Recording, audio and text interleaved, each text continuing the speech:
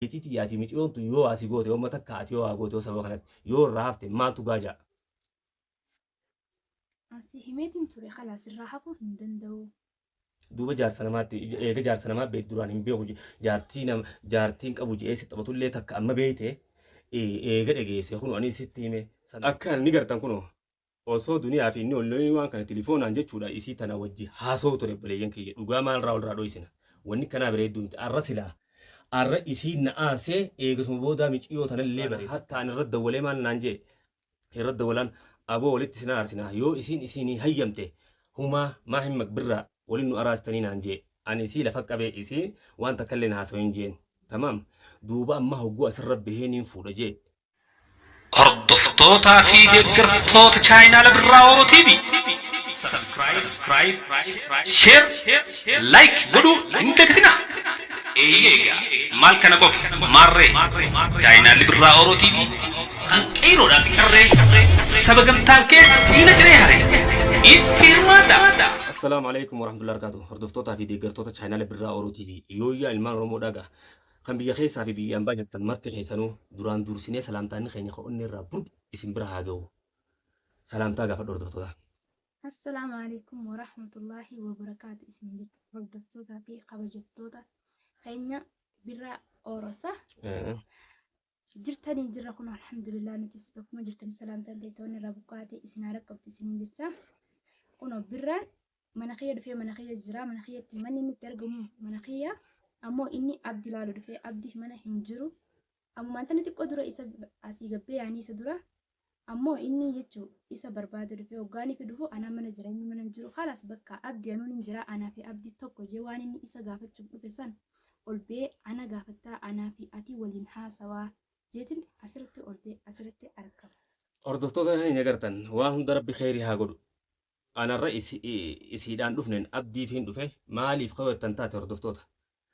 waan kana walittiin araarsayeetiin didduu jira abdiin hayyame telefoonaan waan akkanaan irra yaadan seeni isiitutu manaan ari'eedha isiitutu shaanxaas naa kan nuyi deecu naa kan nuyi dee sababa kanarrattiin miciyyoo tana biraa odheege wendee miciyyoo duraanuu hin jaaladhaa naan jee hordoftoota duraanuu hin jaaladhaa eegagaa kan taate jechuun eddee malan naa ariitiniin fuudha je'eetii nuti garuu wanni isa gabbaafneef mush haa fuudhu dhalaan gabbahuurra haati ilmaanii jaarsi abbaan manaa yoo gabbee jedhamti wanni waan kana gooneef arra kun asirrattiin arkee jechuudha isaan lamaan kana sabasarratti mana isii kanan beeku gaafachaa dhufeen miciyoo tanaa mucaa kana yaame ni jaaladha jetti lafatti illee gaafadhe saniin jeen abdirraa waa maru dhufe kamennaan aadiidha edda saanaa jiraa jettee noojji maruu dandeessa waan kana tanaafuu hordoftoota keenya awwanni miciyoo tana dhabe yaa urjiidhaan maqaan kee antaniin siidhaaf nagaduu dhugaan santaan dura sin beeku ani miidhumarattiin si arge.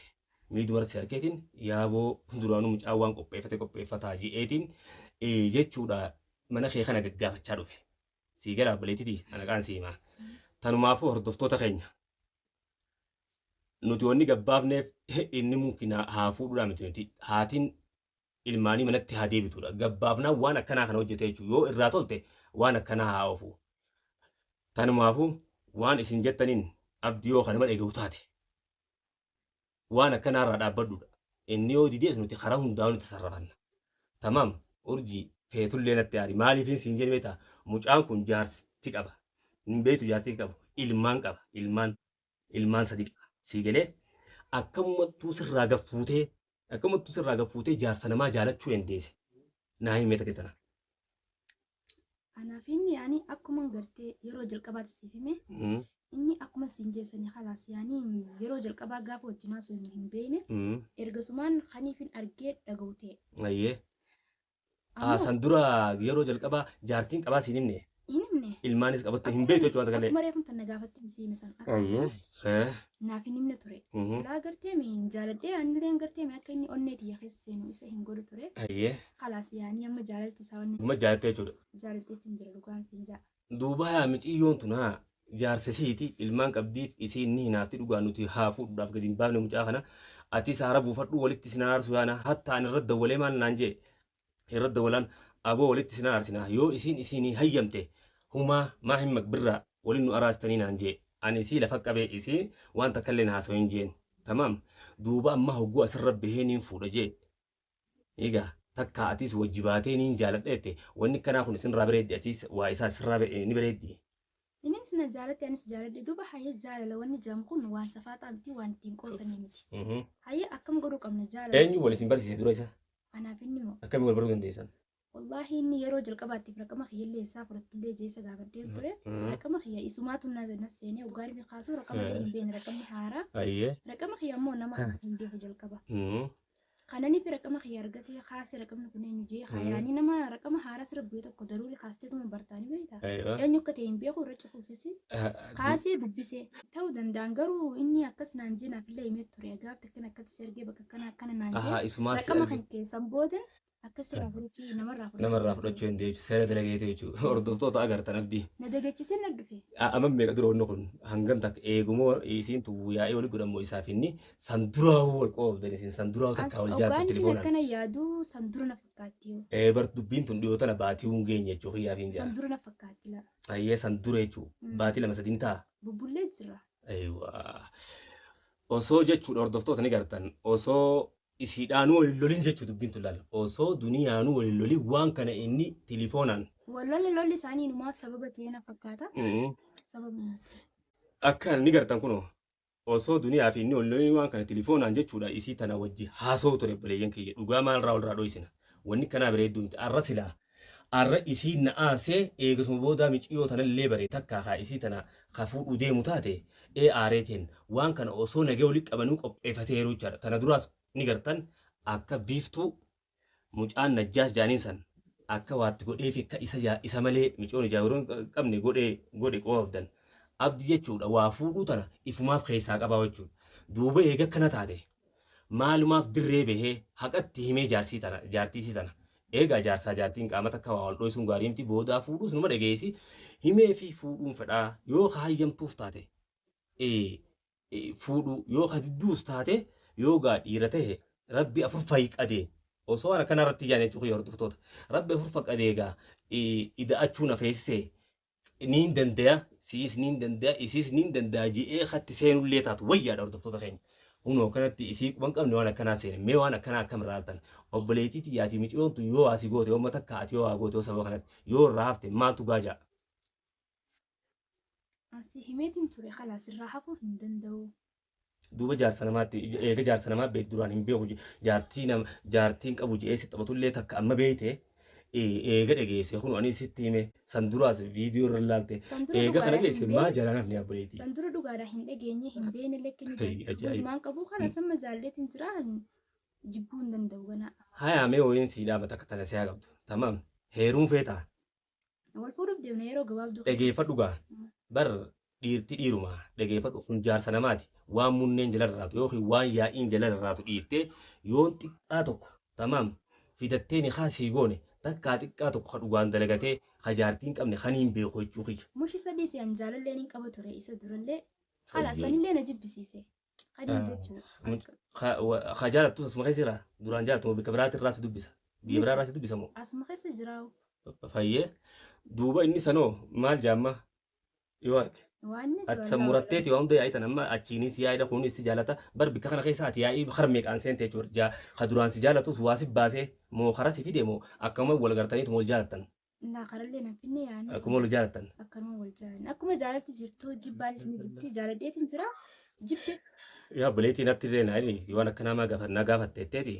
Anarra dhugaadha isaa jechaan dhufe si harkeetiin gaa isaa waa gaafachuu dhiyaatummaan naan jee anuu idda isaanii naasawaa naan jette akka waan kana haasa'u beeyteeti jechuudhaatis wayi naagalaa kana beekadhu sila akkana waan jettu takkanaati hordoftoota keenya abdii akka haxaarra jiru ni gartan osoo wallolanii waan kana qopheeffatee jira ni gartan jechuudha nuti arra dhuga yoo fuudhu fedhe rabbi afur faqateef tamam nuti gaa awa bultii ta'eef hin diigini ilmaan kee akka malee godhini kadhadha malee tamam.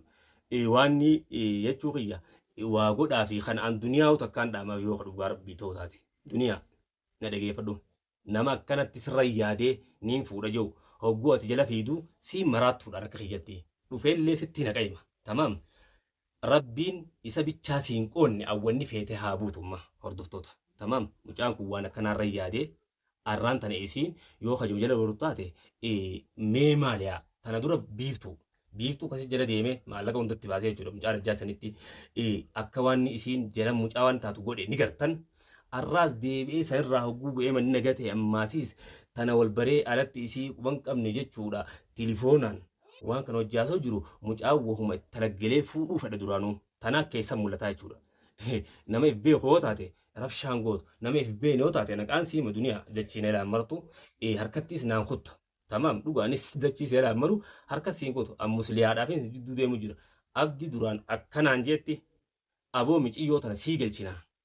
Akkamirraa laaltaa isiillee haqattiifne yoo ka isin dhageessu taate itti himaa khalaas waliin nu araarsaadhaa beekadhu wanni duraan naan jee anillee ol bee viidiyoo maree walumatti araarsinaa anna keessatti walitti araarsuun kana didee waan kana deemu jira anammallee numaan gorsa jalaan hafu duniyaa lee akka hin arrabsine dhaqee haqattiin hima ni isin arrabsin hay bultii isaa beekee nagaan kara kee goru baannaan si beekaa jeetu mana qeemaa hordoftoota kiyya maaliif isiin nama ayilii qabu nama yaadu maaluma asirratti baatee waan rabsaa arku jirtan angaruu waan shakku micoota waa gooti hidhatanii shakku jiru miciyyoollee haqatti hime gartan obboleetii yemmallee hantanii sii dhaabu harka if balleessa yookiin takka harka isii bada sii galee tanumaafuu bikka kana yoo keessaa dhaabbatte akkamitti laalta dhaabbachuu hin danda'u jechuudha yaadni kee kun amma ni muratteessa. Dubbiin akhiru zamaani dubbiin jabaatte kunoo waan akkanaa deemu jira hordoftoota keenya. Arra abdii hogguu kanatti laffaa doora akkana waan namni jaartiinis waan kana boodaadee rabshaa itti kaasee jechuudha waan qopheeffatuun nama dhiira ija dheerattu walaa dhiira ija dheerattu walaa dhalaa ija dheerattu waa gaarii miti isaan lamaan kun isiniifin hordoftoota keenya qaba. Rabbiin khayrii haa godhu anammallee khayru basaaniitiin jidduu yaada isinitti illee dheeran hordoftoota keenya agartan obboleetiitii yadhaaphuu ansiiniin jaammallee ni gartan isinillee anammallee duniyaafillee dhaqeetiin haqayyumuu ta'a hanga viidiyoo biraa bareedduu qabannee walitti jaanutti assalaamu alaikum warahmatullahi wabarakaatuun isiniin jaa nageen nu jiraadha hordoftoota keenya.